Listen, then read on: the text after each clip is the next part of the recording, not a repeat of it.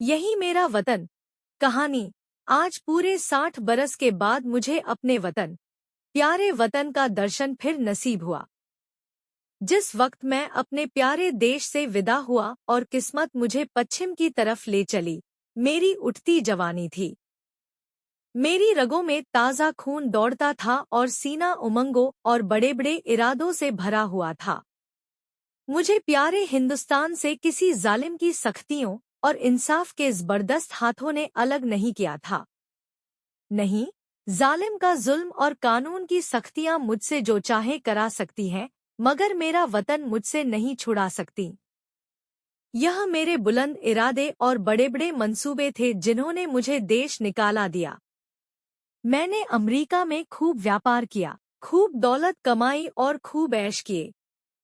भाग्य से बीवी भी ऐसी पाई जो अपने रूप में बेजोड़ थी, जिसकी खूबसूरती की चर्चा सारे अमेरिका में फैली हुई थी और जिसके दिल में किसी ऐसे ख्याल की गुंजाइश भी न थी जिसका मुझसे संबंध न हो। मैं उस पर दिलोजान से न्योछावर था और वह मेरे लिए सब कुछ थी। मेरे 5 बेटे हुए, सुंदर, हृष्टपुष्ट और नेक, जिन्होंने व्यापार को और भी चमकाया और जिनके भोले नन्हे बच्चे उस वक्त मेरी गोद में बैठे हुए थे जब मैंने प्यारी मातृभूमि का अंतिम दर्शन करने के लिए कदम उठाया। मैंने बेशुमार दौलत, वफादार बीवी, सपूत बेटे और प्यारे प्यारे जिगर के टुकड़े, ऐसी ऐसी अनमोल नेमतें छोड़ दी, इसलिए कि प्यारी भारत माता का अंतिम दर्शन कर लूं। मैं बहुत बुढ़ा हो गया था। 10 और हो तो पूरे 100 बरस का हो जाऊं, और अब अगर मेरे दिल में कोई आरजू बाकी है तो यही कि अपने देश की खाक में मिल जाऊं। यह आरजू कुछ आज ही मेरे मन में पैदा नहीं हुई है, उस वक्त भी थी जबकि मेरी बीवी अपनी मीठी बातों और नाजुक अदाओं से मेरा दिल खुश किया करती थी। जबकि मेरे नौजवान बेटे सबेरे आकर अपने बूढ़े बाप को अदब से सलाम करते थे, उस वक्त भी मेरे जिगर में एक कांटा सा खटकता था और वह कांटा यह था कि मैं यहाँ अपने देश से निर्वासित हूँ। यह देश मेरा नहीं है, मैं इस देश का नहीं हूँ। धन मेरा था, बीवी मेरी थी, लड़के मेरे थे और जायदादें मेरी थी, मगर जाने क्यों मुझे रह रहकर अपनी मातृभूमि के टूटे फूटे झोंपड़े, 4-6 बीघा मौरूसी जमीन और बचपन के लंगोटिया यारों की याद सताया करती थी और अक्सर खुशियों की धूमधाम में भी यह ख्याल चुटकी लिया करता कि काश अपने देश में होता। मगर जिस वक्त बम्बई में जहाज से उतरा और काले कोट पतलून पहने, टूटी फूटी अंग्रेजी बोलते मल्लाह देखे, फिर अंग्रेजी दुकानें, ट्रामवे और मोटरगाड़ियां नजर आईं। फिर रबड़ वाले पहियों और मुंह में चुरुट दाबे आदमियों से मुठभेड़ हुई, फिर रेल का स्टेशन, और रेल पर सवार होकर अपने गांव को चला, प्यारे गांव को जो हरी भरी पहाड़ियों के बीच में आबाद था, तो मेरी आंखों में आंसू भर आए। मैं खूब रोया, क्योंकि यह मेरा प्यारा देश न था, यह वह देश न था जिसके दर्शन की लालसा हमेशा मेरे दिल में लहरें लिया करती थी। यह कोई और देश था, यह अमेरिका था, इंग्लिस्तान था, मगर प्यारा भारत नहीं। रेलगाड़ी जंगलों, पहाड़ों, नदियों और मैदानों को पार करके मेरे प्यारे गांव के पास पहुंची जो किसी ज़माने में फूल पत्तों की बहुतायत और नदी नालों की प्रचुरता में स्वर्ग से होड़ करता था। मैं गाड़ी से उतरा तो मेरा दिल बासों उछल रहा था, अब अपना प्यारा घर देखूंगा, अपने बचपन के प्यारे साथियों से मिलूंगा। मुझे उस वक्त यह बिल्कुल याद न रहा कि मैं 90 बरस का बूढ़ा आदमी हूँ। ज्यों-ज्यों मैं गांव के पास पहुंचता था, मेरे कदम जल्द जल्द उठते थे और दिल में एक ऐसी खुशी लहरें मार रही थी जिसे बयान नहीं किया जा सकता। हर चीज पर आंखें फाड़ फाड़ कर निगाह डालता, हाँ, यह वो नाला है जिसमें हम रोज घोड़े नहलाते और खुद गोते लगाते थे, मगर अब इसके दोनों तरफ कांटेदार तारों की चहारदीवारी खिंची हुई थी और सामने एक बंगला था जिसमें 2-3 अंग्रेज बंदूकें लिए इधर उधर ताक रहे थे। नाले में नहाने या नहलाने की सख्त मनाही थी। गांव में गया और आंखें बचपन के साथियों को ढूंढने लगी, मगर अफसोस वह सब के सब मौत का निवाला बन चुके थे और मेरा टूटा फूटा झोंपड़ा जिसकी गोद में बरसों तक खेला था, जहाँ बचपन और बेफिक्रियों के मजे लूटे थे, जिसका नक्शा अभी तक आंखों में फिर रहा है, वह अब एक मिट्टी का ढेर बन गया था। जगह गैर-आबाद न थी। सैकड़ों आदमी चलते फिरते नजर आए, जो अदालत और कलेक्टरी और थाने पुलिस की बातें कर रहे थे। उनके चेहरे बेजान और फिक्र में डूबे हुए थे और वह सब दुनिया की परेशानियों से टूटे हुए मालूम होते थे। मेरे साथियों के से हृष्ट-पुष्ट, सुंदर, गोरे-चिट्टे नौजवान कहीं न दिखाई दिए। वह अखाड़ा जिसकी मेरे हाथों ने बुनियाद डाली थी, वहां अब एक टूटा फूटा स्कूल था और उसमें गिनती के बीमार शक्ल सूरत के बच्चे जिनके चेहरों पर भूख लिखी थी, चिथड़े लगाए बैठे ऊँघ रहे थे। नहीं, यह मेरा देश नहीं है। यह देश देखने के लिए मैं इतनी दूर से नहीं आया। यह कोई और देश है, मेरा प्यारा देश नहीं है। उस बरगद के पेड़ की तरफ दौड़ा जिसकी सुहानी छाया में हमने बचपन के मजे लूटे थे, जो हमारे बचपन का हिंडोला और जवानी की आरामगाह था। इस प्यारे बरगद को देखते ही रोना सा आने लगा और ऐसी हसरत भरी, तड़पाने वाली और दर्दनाक यादें ताज़ी हो गईं कि घंटों ज़मीन पर बैठकर रोता रहा। यही प्यारा बरगद है जिसकी फुनगियों पर हम चढ़ जाते थे, जिसकी जटाएं हमारा झूला थी और जिसके फल हमें सारी दुनिया की मिठाइयों से ज्यादा मजेदार और मीठे मालूम होते थे। वह मेरे गले में बाहें डालकर खेलने वाले हमजोली जो कभी रूठते थे, कभी मनाते थे, वह कहाँ गए? मैं बेघरबार मुसाफिर क्या अब अकेला हूँ? क्या मेरा कोई साथी नहीं? इस बरगद के पास अब थाना और पेड़ के नीचे एक कुर्सी पर कोई लाल पगड़ी बांधे बैठा हुआ था। उसके आसपास 10-20 और लाल पगड़ी वाले हाथ बांधे खड़े थे और एक अधनंगा अकाल का मारा आदमी जिस पर अभी अभी चाबुकों की बौछार हुई थी, पड़ा सिसक रहा था।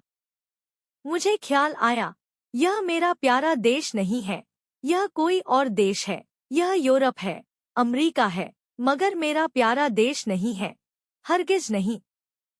इधर से निराश होकर मैं उस चौपाल की ओर चला जहां शाम को पिताजी गांव के और बड़े बूढ़ों के साथ हुक्का पीते और हंसी दिल्लगी करते थे। हम भी उस टाट पर क्लाबाजियां खाया करते। कभी कभी वहां पंचायत भी बैठती थी जिसके सरपंच हमेशा पिताजी ही होते थे। इसी चौपाल से लगी हुई एक गौशाला थी जहां गांव भर की गायें रखी जाती थी और हम यहीं बछड़ों के साथ कुलेले किया करते थे। अफसोस, अब इस चौपाल का पता न था। वहां अब गांव के टीका लगाने का स्टेशन और एक डाकखाना था। उन दिनों इसी चौपाल से लगा हुआ एक कोल्हाड़ा था जहां जाड़े के दिनों में ऊख पेरी जाती थी और गुड़ की महक से दिमाग तर हो जाता था। हम और हमारे हमजोली घंटों गंडेरियों के इंतजार में बैठे रहते थे और गंडेरिया काटने वाले मजदूरों के हाथों की तेजी पर अचरज करते थे, जहां सैकड़ों बार मैंने कच्चा रस और पक्का दूध मिलाकर पिया था। यहाँ आसपास के घरों से औरतें और बच्चे अपने अपने घड़े लेकर आते और उन्हें रस से भरवाकर ले जाते। अफसोस, वह कोल्हू अभी ज्यों के त्यों गड़े हुए हैं, मगर देखो, कोल्हाड़े की जगह पर अब एक सन लपेटने वाली मशीन है और उसके सामने एक तंबोली और सिगरेट की दुकान है। इन दिल को छलनी करने वाले दृश्यों से दुखी होकर मैंने एक आदमी से जो सूरत से शरीफ नजर आता था, कहा, बाबा, मैं परदेशी मुसाफिर हूँ, रात भर पड़े रहने के लिए मुझे जगह दे दो। इस आदमी ने मुझे सर से पैर तक घूरकर देखा और बोला, आगे जाओ, यहाँ जगह नहीं है। मैं आगे गया और यहाँ से फिर हुक्म मिला, आगे जाओ। 5वीं बार सवाल करने पर एक साहब ने मुट्ठी भर चने मेरे हाथ पर रख दिए। चने मेरे हाथ से छूटकर गिर पड़े और आंखों से आंसू बहने लगे। हाय, यह मेरा प्यारा देश नहीं है, यह कोई और देश है। यह हमारा मेहमान और मुसाफिर की आवभगत करने वाला प्यारा देश नहीं, हरगिज नहीं। मैंने एक सिगरेट की डिबिया ली और एक सुनसान जगह पर बैठकर बीते दिनों की याद करने लगा कि यकायक मुझे उस धर्मशाला का ख्याल आया जो मेरे परदेश जाते वक्त बन रहा था। मैं उधर की तरफ लपका कि रात किसी तरह वहीं काटूं, मगर अफसोस, हाय अफसोस, धर्मशाला की इमारत ज्यों की त्यों थी, लेकिन उसमें गरीब मुसाफिरों के रहने के लिए जगह न थी। शराब और शराबखोरी, जुआ और बदचलनी का वहां अड्डा था। यह हालत देखकर बरबस दिल से एक ठंडी आह निकली। मैं जोर से चीख उठान ही नहीं और 1000 बार नहीं, यह मेरा वतन, मेरा प्यारा देश, मेरा प्यारा भारत नहीं है। यह कोई और देश है। यह यूरोप है, अमेरिका है, मगर भारत हरिगज नहीं। अंधेरी रात थी। गीदड़ और कुत्ते अपने राग अलाप रहे थे। मैं दर्दभरा दिल लिए उसी नाले के किनारे जाकर बैठ गया और सोचने लगा कि अब क्या करूं? क्या फिर अपने प्यारे बच्चों के पास लौट जाऊं और अपनी नामुराद मिट्टी अमरीका की खाक में मिलाऊं? अब तो मेरा कोई वतन न था।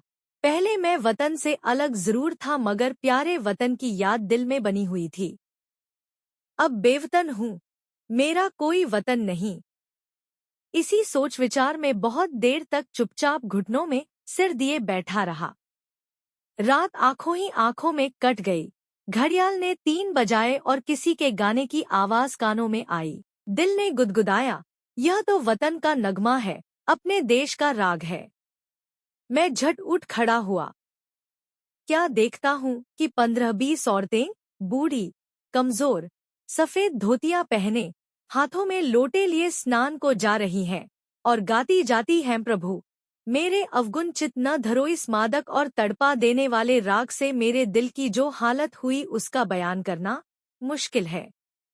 मैंने अमरीका की चंचल से चंचल, हंसमुख से हंसमुख सुंदरियों की आलाप सुनी थी और उनकी ज़बानों से मोहब्बत और प्यार के बोल सुने थे जो मोहक गीतों से भी ज्यादा मीठे थे। मैंने प्यारे बच्चों के अधूरे बोलों और तोतली बानी का आनंद उठाया था।